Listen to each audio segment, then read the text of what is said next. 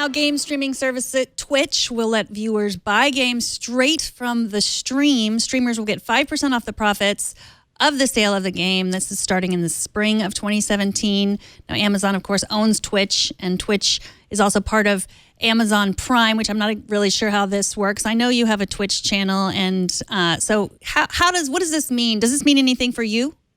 It does. It also, so two things it does. It tells me that Amazon will continue to slowly but surely flesh out what Twitch is beyond what it started as. And that has meant some pretty interesting moves on their part lately. One of the biggest was taking the channel from pure gaming only and bringing a little of the old Justin TV that spawned it back into it and saying, hey, people can come on here and stream whatever they want as long as it's within the scope of the rules. And that opened up a floodgate for a lot of people, including me. I was able to get partnered right away. I was able to have, in some cases, double and triple my audience numbers for smaller streams that I was running otherwise.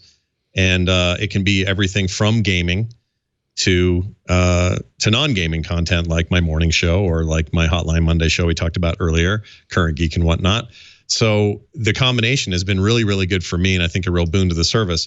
That was a huge move, and it made me think, ooh, they've got some plans up their sleeves. So their Twitch Prime subscription, which is free for everybody to apply to a streamer of their choice every month, is a really great way to not only get money in the hands of streamers, but to further extend the value of the Prime subscription you're already paying to Amazon.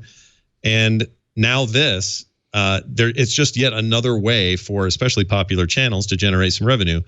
And this is in line with what I think Twitch's goals and Amazon's goals for Twitch are, which is Amazon and Twitch need to keep finding ways to make money through the service directly.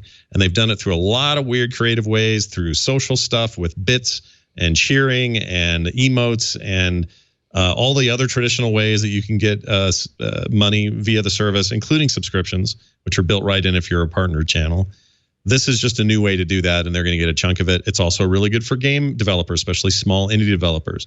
A lot of them count on word of mouth from popular streamers who get on the service and they talk about their weird small game, and that gets the word out to their fan base, and they have way more exposure than would have had in any other way, especially in such a crowded marketplace right now. So I think this is a really good thing. It's sort of a triple win. Everybody's going to get money from this in a very fair and equitable way. And it's another reason for people to stay on the service, never quite leave the service. So it makes perfect strategic sense and makes me wonder what they've still got to show us in the next year or two. So do you play a lot of indie, weird games that many people haven't heard of? I do. So I use a service that was co-founded by a friend of mine called keymailer.co.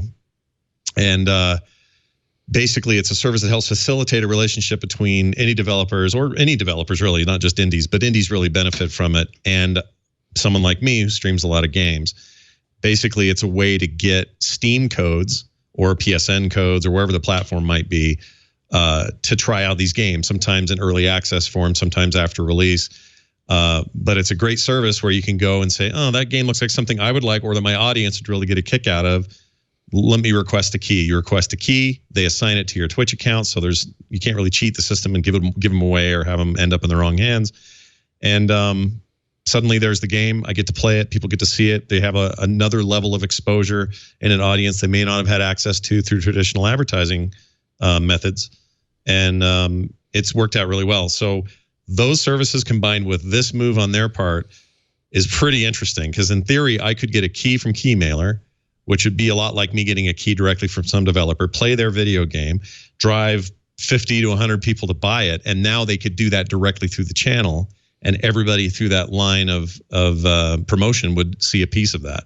That's a really interesting way to monetize things. So I'm kind of impressed, actually, that they're doing this. I honestly believe that Amazon would buy this and then just let Twitch do what Twitch does. And it would just be this value add thing over there, and it would just kind of function on its own. And they wouldn't really touch it all that much. And I think I was wrong. I think they have grand plans for it. And like I say, I'm really stoked about what's next for it. And it's good the main thing is it's really good for creators and people who are out there, spending their time building content, building audiences. And this goes a long way, I think, to support that. And I mean, YouTube has something. So, I mean, YouTube does pay some creators, but it's not as a direct line as what Twitch is talking about doing now. Yeah, that's the main difference here is, and they've got tip systems and some other things. And I'll bet you YouTube's not, they're certainly not done telling us what they want to do with YouTube gaming and that streaming service. But they've been a little slow with it in terms of, really fleshing it out or staying ahead of the curve. Whereas Twitch seems very hungry for this, especially since the Amazon purchase. They seem to really want to lock people in and keep them on this service. Not only that, but expand what they can stream so it isn't just game related. So they're feeling very competitive, I think, and I think that's going to work really well for them. YouTube and Google could swoop in and just destroy everybody's dinner anytime they wanted, probably, if they really wanted to. But their system is based so much on ad revenue, and that's true of Twitch in some small way, but it's not their main way.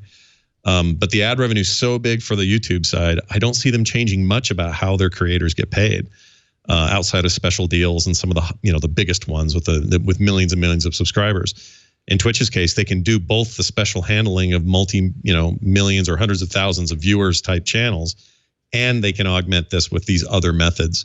And creators are also free to have other methods. They can have Patreons, they can have donation links, they can have a PayPal link right there in their channel. So they're not limited to one or two kinds of revenue like they are with YouTube currently versus what they can do on Twitch. So it's a little bit of a war brewing there. The question is, does Google have the willpower to care as much as Twitch is right now? And Twitch really seems to care. So we will see.